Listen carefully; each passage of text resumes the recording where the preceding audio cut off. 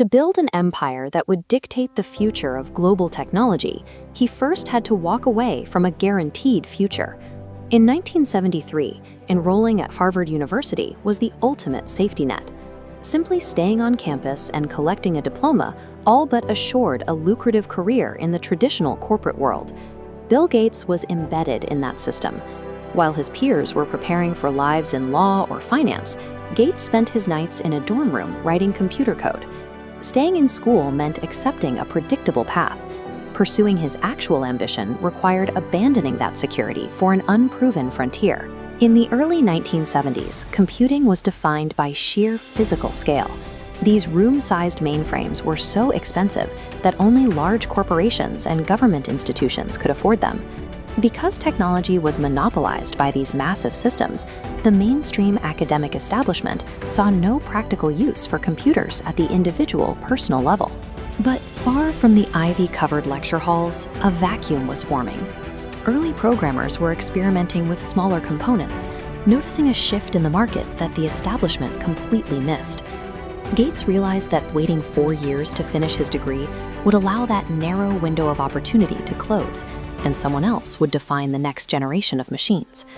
The decisive moment arrived in 1975 with the release of the Altair 8800 microcomputer. The machine was an impressive engineering feat for its size, but it shipped without a built-in programming language. It could not perform practical tasks. Gates and his childhood friend Paul Allen focused on that missing software. They believed that providing the logic for the Altair was the quickest way to enter the nascent market. Their plan was specific. By writing the foundational code for this new machine, they would establish their software as the standard for every microcomputer that followed.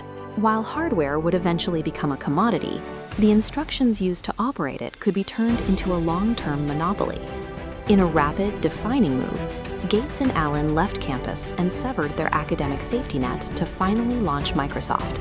Their early operation was grueling, a contrast to the structured, analog business world of the 1970s, which still ran primarily on typewriters and physical ledgers. Microsoft then approached legacy titan IBM, offering to provide the operating system for IBM's new personal computer.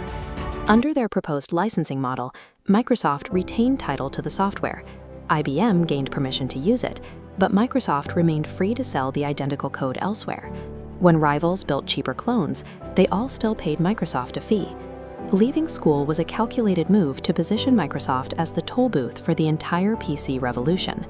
When the IBM PC launched, it legitimized the personal computer market. Riding inside every unit was Microsoft's operating system. That licensing structure made Microsoft the default standard.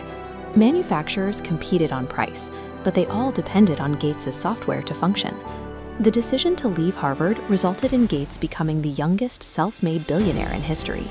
Market dominance replaced the risk of the 1970s.